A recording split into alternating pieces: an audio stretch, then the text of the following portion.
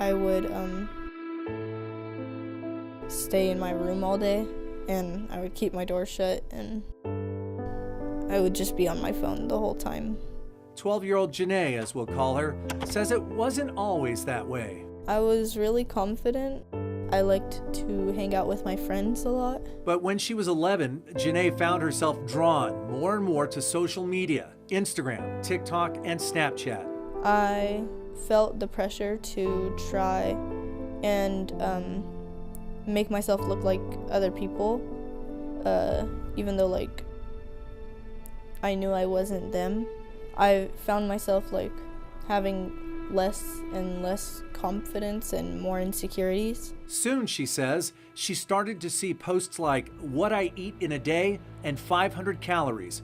According to her lawsuit filed in September in San Diego Superior Court, this was not content she asked for or even wanted to see, but rather it was content defendants began pushing to her via their programming decisions and recommendations technologies. That means subjects she never searched for somehow worked their way into her timelines and feeds.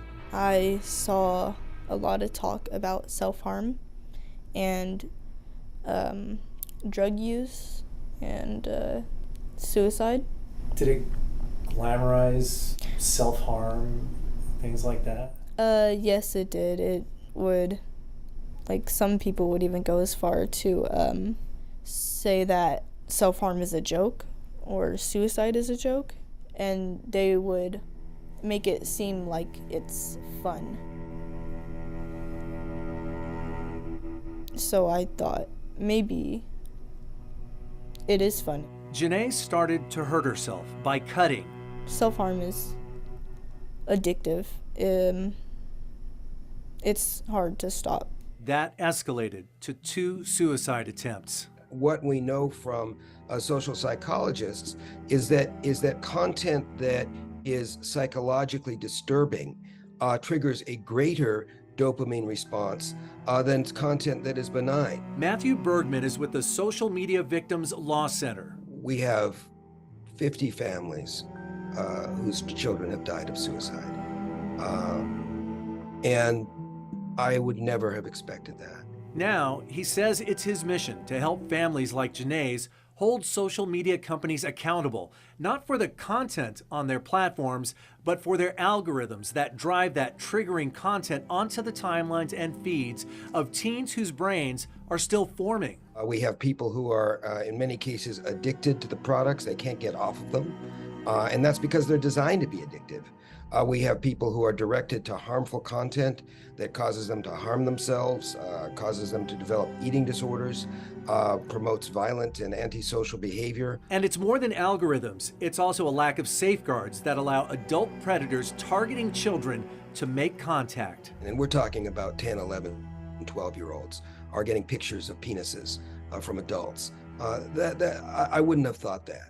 I really wouldn't have thought this was as pervasive and as pernicious as it is. Janae was targeted and exploited by an adult through Snapchat, according to the lawsuit. It's a subject too raw for her to talk about, but she is getting professional help. Yes, I feel like I'm doing a little better. I'm trying. None of the companies named would comment to CBS 8 on the lawsuit itself, but a Snap spokesperson told us, quote, "Nothing is more important to us than the well-being of our community, and that Snap has specific protections in place to make it hard for strangers to contact young people on the platform."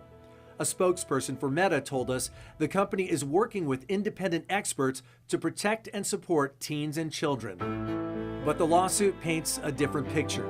It says the pain and suffering Janae experienced is as inevitable as it is unwanted and unnecessary, based on the way these social media products work. We don't have to prove it. Their own documents say it. Their own analysis demonstrates that. So this is not a mystery, and this is not an accident or coincidence. This is a direct result of the design of these platforms to maximize user engagement over safety. The saddest thing is that this didn't have to happen.